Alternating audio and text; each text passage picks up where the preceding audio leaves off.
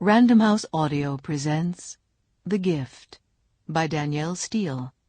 Read for you by McLarty. Annie Whitaker loved everything about Christmas. She loved the weather and the trees, brightly lit on everyone's front lawn, and the Santas outlined in lights on the roofs of people's houses. She loved the carols and waiting for Santa Claus to come, going skating and drinking hot chocolate afterwards, and stringing popcorn with her mother and sitting wide-eyed afterwards looking at how beautiful their Christmas tree was, all lit up. Her mother just let her sit there in the glow of it, her 5-year-old face filled with wonder. Elizabeth Whitaker was 41 when Annie was born, and she came as a surprise to them. Elizabeth had long since given up the dream of having another baby. They had tried for years before. Tommy was 10 by then, and they had finally made their peace with having only one child. Tommy was a great kid, and Liz and John had always felt lucky. He played football and baseball with the Little League, and he was the star of the ice hockey team every winter. He was a good boy, and he did everything he was supposed to do. He did well in school, was loving to them, and still there was enough mischief in him to reassure them that he was normal.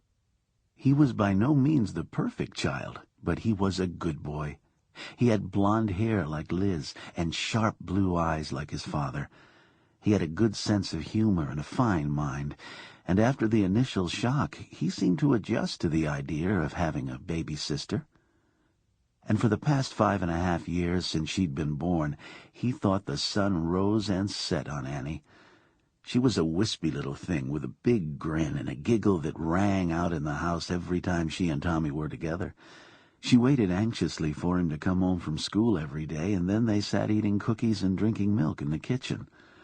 Liz had changed to substitute teaching instead of working full-time after Annie was born. She said she wanted to enjoy every minute of her last baby, and she had.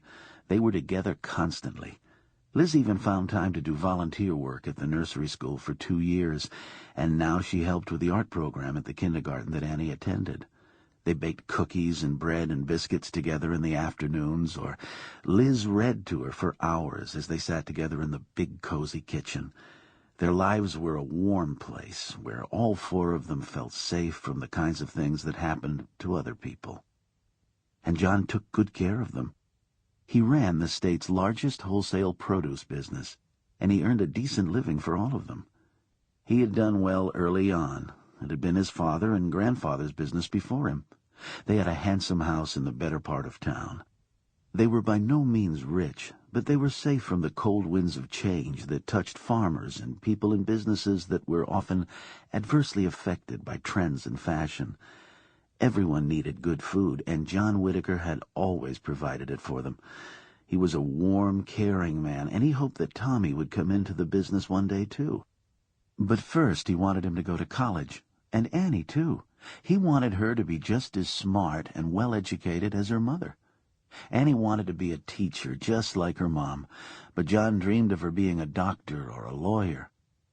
For 1952, these were strong dreams, but John had already saved a handsome sum for Annie's education.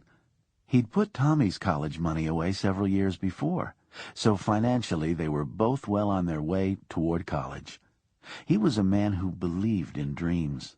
He always said there was nothing you couldn't do if you wanted it bad enough and were willing to work hard enough to get it, and he had always been a willing worker. And Liz had always been a great help to him, but he was happy to let her stay home now. He loved coming home in the late afternoons to find her cuddled up with Annie, or watch the 2 of them playing dolls in Annie's room. It warmed his heart just to see them. He was 49 years old and a happy man. He had a wonderful wife and 2 terrific children. "Where is everyone?" he called that afternoon as he came in, brushing the snow and ice off his hat and coat and pushing the dog away as she wagged her tail and slid around in the puddles he'd made on the floor around him. She was a big Irish setter that they had named Bess after the president's wife. Liz had tried to argue at first that it was a disrespect to Mrs. Truman, but the name seemed to suit her, and it had stuck, and no one seemed to remember how she'd gotten her name now. "We're back here," Liz called out, and John walked into the living room to find them hanging gingerbread men on the tree. They had decorated them all afternoon, and Annie had made paper chains while the cookies were in the oven. "Hi, Daddy, isn't it beautiful?" "It is," he smiled down at her, and then lifted her into his arms with ease. He was a powerful man with the Irish coloring of his forebears. He had black hair even now, a year shy of 50, and brilliant blue eyes which he had bestowed on both of his children. And in spite of her blonde hair, Liz's eyes were a soft brown, sometimes almost hazel. But Annie's hair was almost white, it was so fair. And as she smiled into her father's eyes and rubbed her tiny nose playfully against his, she looked like an angel. He set her down gently next to him, and then reached up to kiss his wife as a warm look passed between them. "How was your day?" she asked warmly. They had been married for 22 years, and most of the time, when life's petty aggravations weren't nibbling at them, they seemed more in love than ever. They had married 2 years after Liz graduated from college. She'd already been a teacher by then, and it had taken 7 years for Tommy to appear.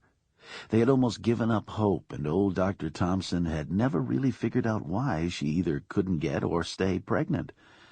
She had had 3 miscarriages before Tommy was born, and it seemed like a miracle to them when he finally came. And even more so when Annie was born 10 years later. They admitted easily that they were blessed, and the children gave them all the joy that they had hoped and expected. "I got the oranges in from Florida today," John said as he sat down and picked up his pipe. There was a fire in the fireplace, and the house smelled of gingerbread and popcorn. "I'll bring some home tomorrow." "I love oranges." Annie clapped her hands and then climbed on his lap, while Bess put both of her paws up on John's knees and tried to join them. John pushed the dog away gently, and Liz came down the ladder to kiss him again and offer him a glass of hot cider. "Sounds too good to turn down." He smiled and then followed her into the kitchen a moment later, silently admiring her trim figure. He was holding Annie's hand, and it was only moments after when the front door slammed and Tommy came in with a pink nose and bright red cheeks carrying his ice skates. Smells good. Hi, Mom. Hi, Dad. Hey, Squirt, what'd you do today? Eat all of your mom's cookies?" He ruffled Annie's hair and gave her a squeeze, getting her face wet with his own. It was freezing outside and snowing harder every moment. "I made the cookies with Mommy, and I only ate 4 of them," she said meticulously as they laughed. She was so cute she was hard for anyone to resist, least of all her big brother or her doting parents. But she wasn't spoiled. She was just well-loved, and it showed in the ease with which she faced the world and met every challenge. She liked everyone, loved to laugh, loved playing games, loved running in the wind with her hair flying out behind her. She loved to play with Bess, but better yet, her older brother. She looked up at him adoringly now, taking in the well-worn ice skates. "Can we go skating tomorrow, Tommy?" There was a pond nearby, and he took her there often on Saturday mornings. "If it stops snowing by then. This keeps up, you won't even be able to find the pond," he said, munching on one of his mother's delicious cookies. They were mouth-watering, and they were all Tommy could think of as his mother carefully took off her apron. She wore a neat blouse and a full gray skirt, and it always pleased John to notice that she still had the figure she'd had when he first met her in high school. She'd been a freshman when he was a senior, and for a long time it had embarrassed him to admit that he was in love with a girl so young.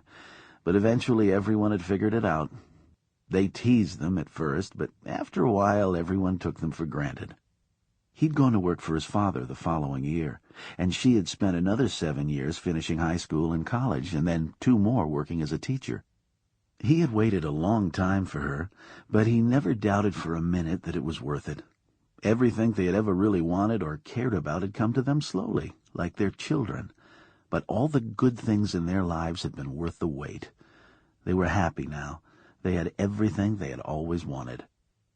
"I've got a game tomorrow afternoon," Tommy mentioned casually as he gobbled up 2 more cookies. "The day before Christmas Eve?" his mother asked, surprised. "You'd think people would have other things to do." They always went to his games unless something really major happened to prevent it. John had played ice hockey too, and football. He had loved it too. Liz was a little less sure. She didn't want Tommy to get injured. A couple of the boys had lost teeth in ice hockey games over the years, but Tommy was careful. Sample complete. Ready to continue?